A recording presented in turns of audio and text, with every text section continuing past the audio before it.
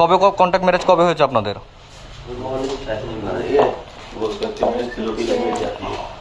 3-4 দিন আগে। তাহলে 5-6 মাস আগে। আমি মাহদি হাসান, বাংলাদেশ। আমি দিল্লি এয়ারপোর্ট থেকে বলছি।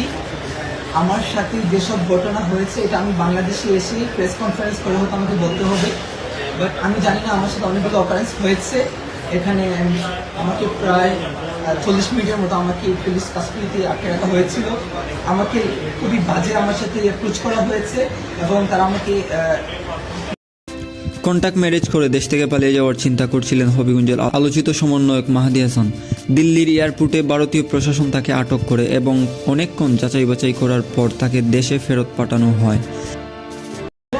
আমি কি করেছি এবং আমি বারবার বলেছিলাম যে if I do any kind of illegal work, আমার দেশের সাথে কন্ট্যাক্ট করেন, এম্বাসির সাথে কথা বলেন, আমার কান্ট্রি গভর্নমেন্টের সাথে কথা বলেন, বাট কেউ কিচ্ছু শোনে নাই। তারা আমার সাথে খুবই বাজে আচরণ করেছে। আমাকে যে অ্যাপ্রোচ করেছিল যে আমি এসআই সন্তোষকে কিল করেছি, এজন্য আমার মোবাইলকে even as I international passenger তারা কি আমার প্রাইভেসি চেক করতে পারে?